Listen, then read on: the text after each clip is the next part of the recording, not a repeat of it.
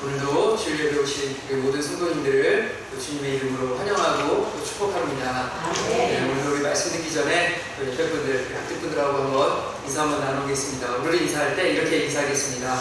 하나님께서 우리와 함께 하십니다. 힘내세요. 이렇게 인사하겠습니다. 하나님께서 우리와 함께 하십니다. 힘내세요. 힘내세요. 하나님께서 우리와 늘 함께 해주시는 줄 믿습니다. 오늘도 우리와 함께 하시는 그 하나님을 우리가 기억하며 또 말씀에 집중해서 또 말씀의 은혜를 누리는 저와 여러분들이를 간절히 소망합니다. 아멘.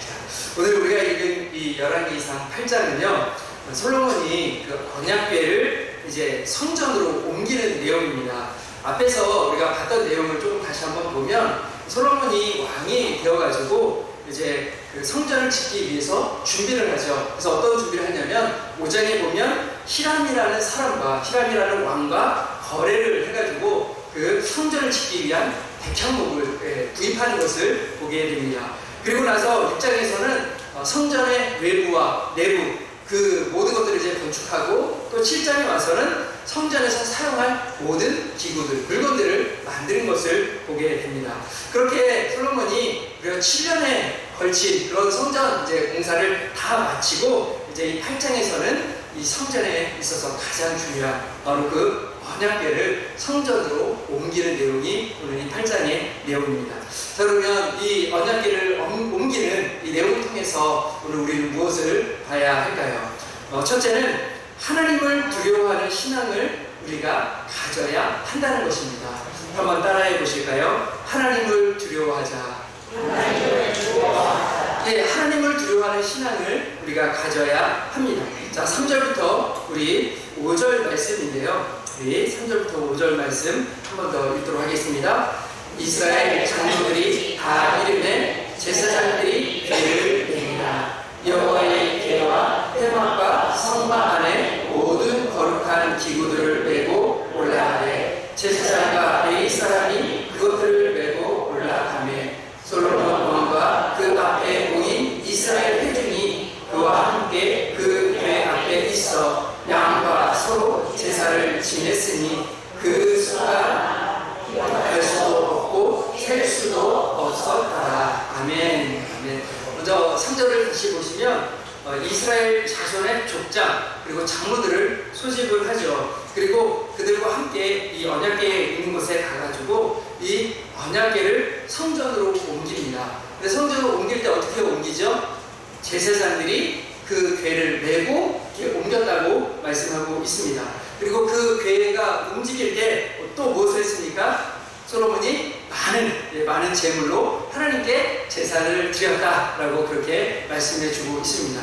자, 이렇게 솔로몬이 언약궤를 옮기는 장면 속에서 우리가 좀 눈여겨봐야 할 것이 있어요. 그게 뭐냐면 솔로몬이 이 언약궤를 옮기는데 어떻게 옮겼냐 하는 거예요.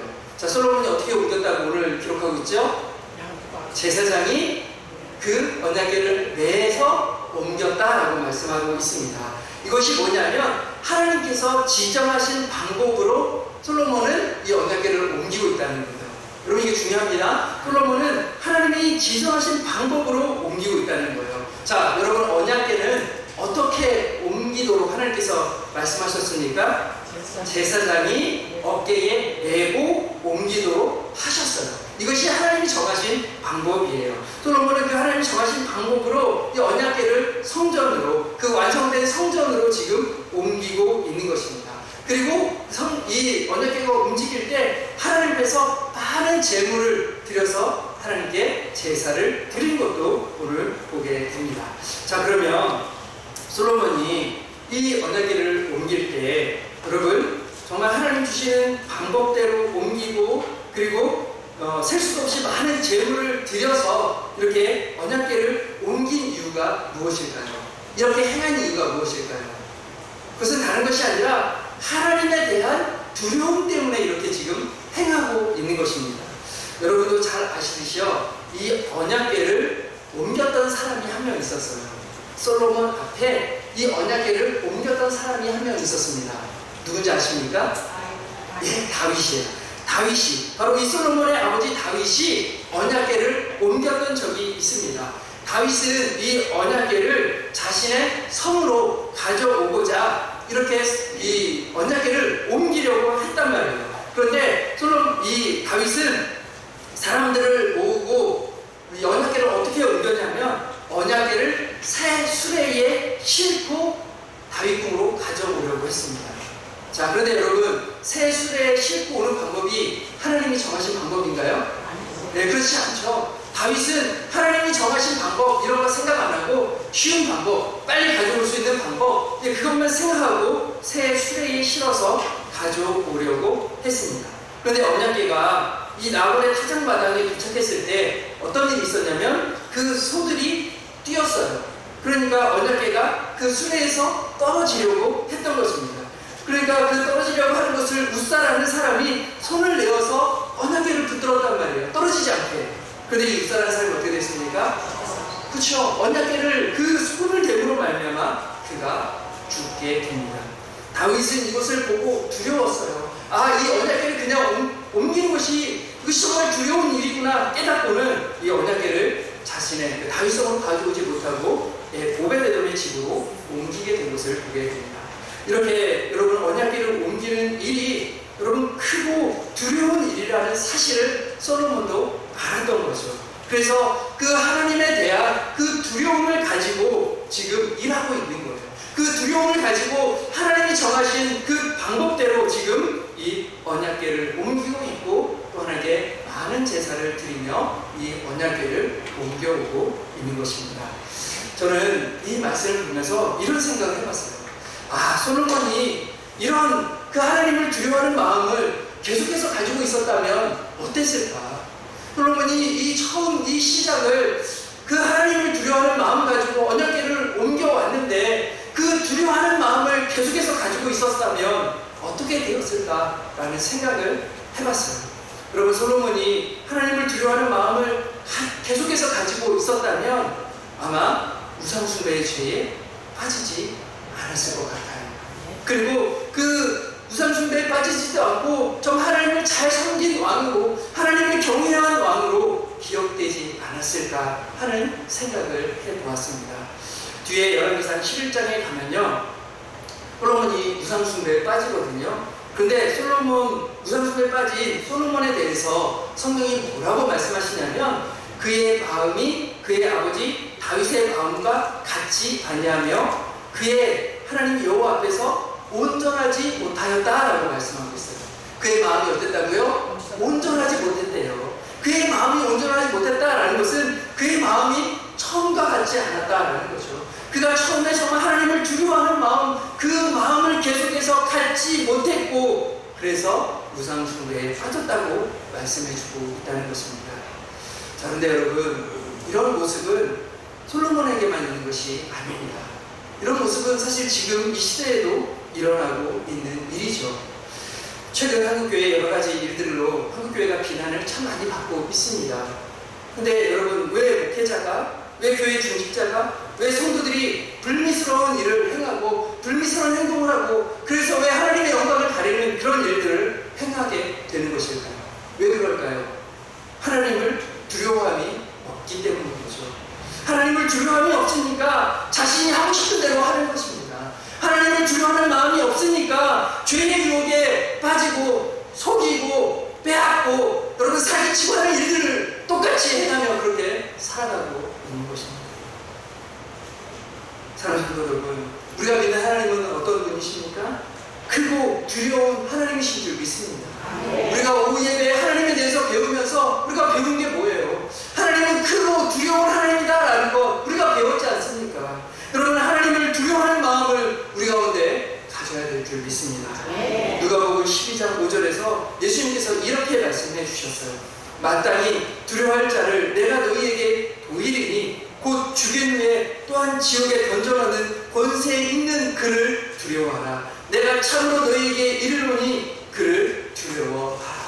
예수님도 지금 두려워하라고 말씀하고 있어요. 누구를 두려워하라는 것입니까? 하나님을 두려워하라고 지금 말씀해주고 계신 것입니다. 그 예수님도 너희들에게 정말 하나님을 두려워하는 그 마음이, 그 신앙이 있어야 한다라고 그렇게 지금 말씀해 주시는 것입니다. 여러분, 왜 왜 하나님을 두려워하는 신앙을 가져야 할까요? 왜 우리 가운데 그 하나님을 두려워하는 마음이 있어야 될까요? 바로 하나님을 두려워하는 마음이, 그 하나님을 두려워하는 신앙이 우리를 바른 길로, 바른 신앙으로 인도하기 때문인 줄 믿습니다. 물론 우리가 하나님을 믿을 때 하나님을 두려워하는 마음만 있어서는 안 되죠. 두려워함과 동시에 하나님을 사랑하는 마음도 우리 가운데 있어야 될 줄 믿습니다. 그러나 지금 이 시대에 우리가 더 회복해야 될 것이 있다면 바로 하나님을 두려워하는 신앙, 이 신앙을 회복해야 된다는 것입니다. 두려움이 없어야 우리가 죄 가운데 빠지지 않는 것입니다. 여러분, 하나님을 두려워해야 우리가 이 예배도 바르게 예배 드릴 수 있고 바르게 예배 드리는 예배자로 설 수 있는 것입니다. 여러분, 우리가 왜 예배에 소홀하게 될까요? 왜 예배를 우리가 귀하게 여기지 않고 그냥 습관처럼 여기 와서 앉아있다가 그냥 가는, 왜 그런 신앙생활을 우리가 하게 되는 것일까요? 하나님을 두려워함이 없기 때문입니다. 여러분, 하나님을 두려워할 때 우리의 신앙이 바로 서게 되는 것입니다. 그러나 여러분, 우리 말씀을 기억하며 우리 하나님이 어떤 분이신지를 다시 한번 기억했으면 좋겠습니다. 솔로몬이 지금 기억하는 그 섬기고 있는 하나님은 어떤 분이십니까? 크고 두려운 하나님입니다. 그래서 그 하나님을 두려워하는 마음 가지고 지금 언약궤를 옮기고 있습니다. 우리 가운데도 우리 하나님 크고 두려운 분이심을 우리가 기억하며 하나님의 바른 신앙으로 서서 하나님을 바르게 믿고 섬겨나갈 수 있는 저 여러분이 되기를 주님의 이름으로 축원을 드립니다. 네. 다음으로 오늘 본문을 통해서 보게 되는 것은 우리가 믿는 하나님은 성전에만 계신 분이 아니라는 것입니다. 자, 우리 6절부터 8절 말씀인데요, 우리 같이 한 번 더 읽어보도록 하겠습니다. 6절부터 8절 말씀 같이 읽겠습니다. 제사장들이 여호와의 언약궤를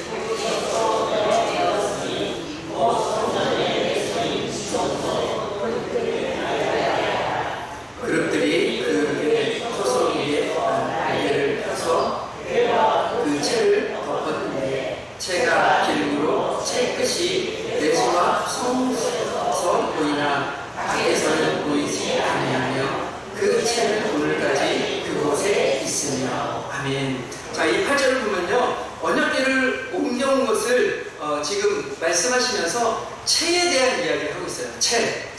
예, 이 채가 뭔가 궁금하시죠? 예, 이 채가 무엇인지 사진을 하나 준비했습니다.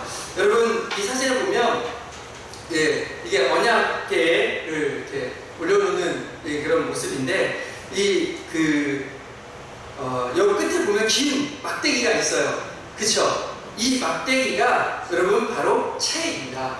예, 이 언약궤를 옮길 때 사용되는 게 바로 이 채입니다. 자, 그런데 자, 사진 내려주셔도 되고요. 이 채에 대해서 기록하면서 뭐라고 말씀하고 있냐면, 채가 기름으로, 이 채가 길었다는 거예요. 아무래도 여러 사람이 들었어야 되니까 길었겠죠. 아마 저 사진보다도 더 길지 않았을까 이런 생각을 해봐요. 이 채가 길므로 이 채의 끝이 내소와 성소에서 보이나 밖에서는 보이지 않았다, 이렇게 지금 기록하고 있습니다.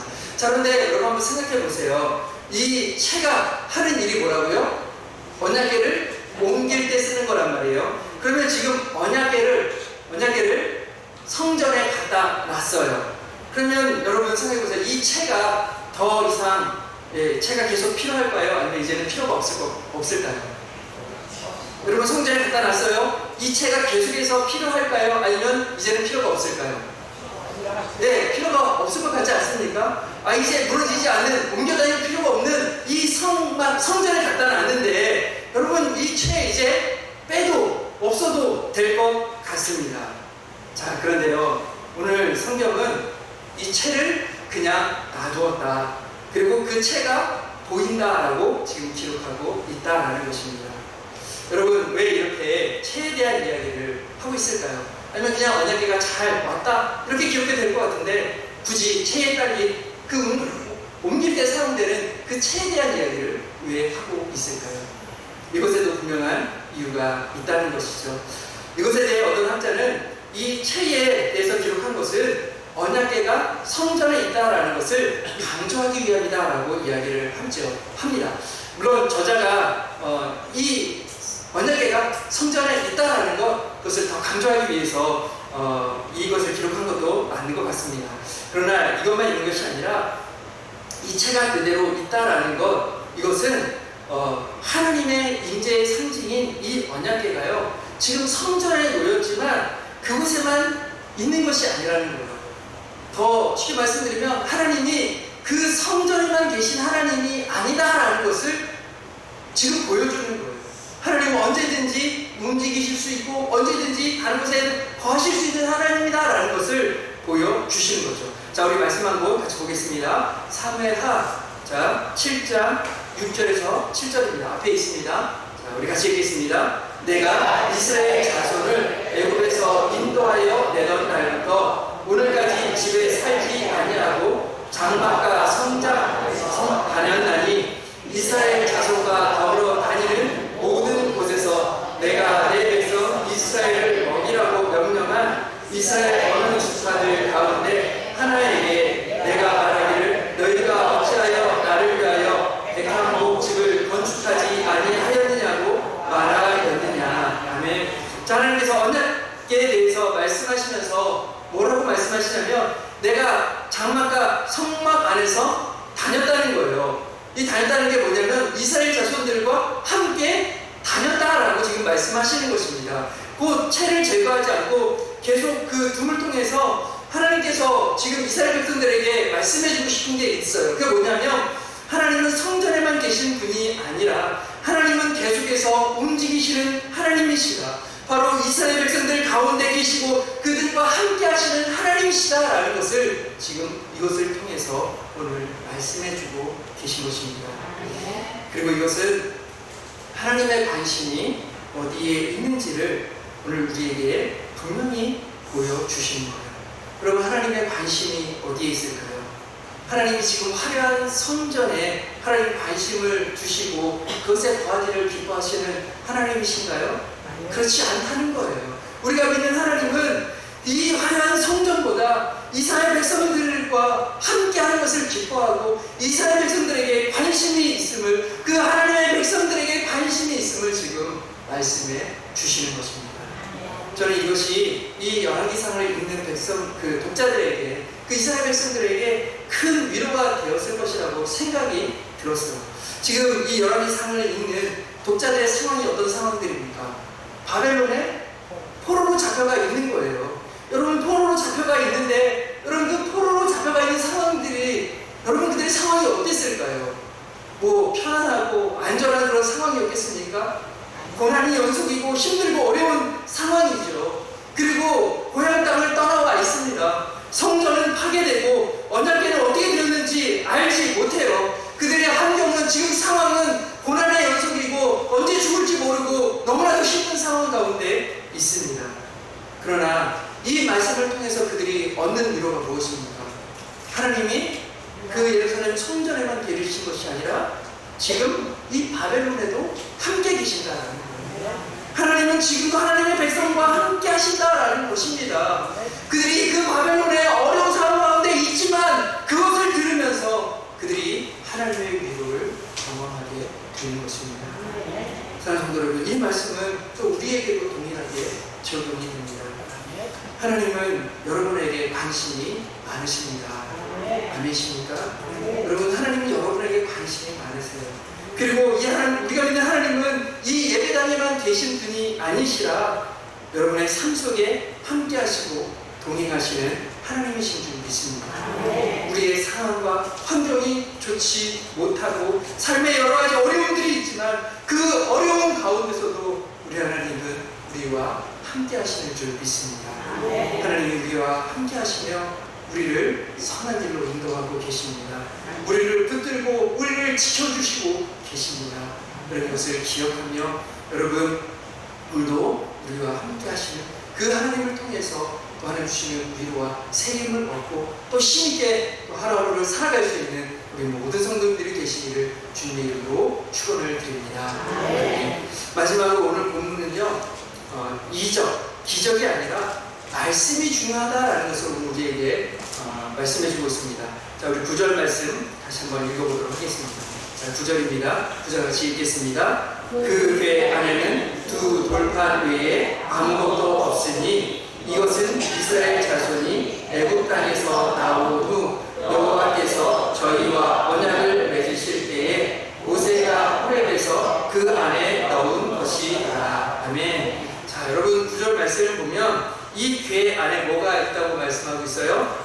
두 돌판 외에는 아무것도 없다, 이렇게 말씀하고 있어요. 근데 이 말씀을 읽고 나면 궁금증이 생기시는 분들이 분명히 계실 것입니다. 어떤 궁금증이냐면 이 언약궤 안에는 이 두 돌판 외에도 만나가 든 항아리 그리고 아론의 쌍난 지팡이도 들어있는 것 아닌가 하는 그런 생각이 드실 수 있어요. 구약에 보면 그 아론의 쌍난 지팡이와 만나를 담은 항아리를 언약궤 앞에 두라고 분명히 말씀하고 있거든요. 그렇기 때문에 이 언약궤에는 그 두 돌판과 만나와 쌍난 지팡이가 있다고 우리는 기억하고 있습니다. 그런데 오늘 본문을 보면 우리는 그렇게 생각하고 있었는데 오늘 본문을 보면 뭐라고 말씀하고 있어요? 두 돌판밖에 없다고 말씀하고 있어요. 자, 이것을 어떻게 우리가 이해해야 될까요? 아니 분명히 이것을 갖다 놓으라고 하셨는데 왜 지금 이 시대에는 그 항아리와 만나와 같은 항아리와 그 쌍난 지팡이는 없고 왜 두 돌판만 있다라고 하는가, 이런 궁금증이 드실 수도 있을 것 같습니다.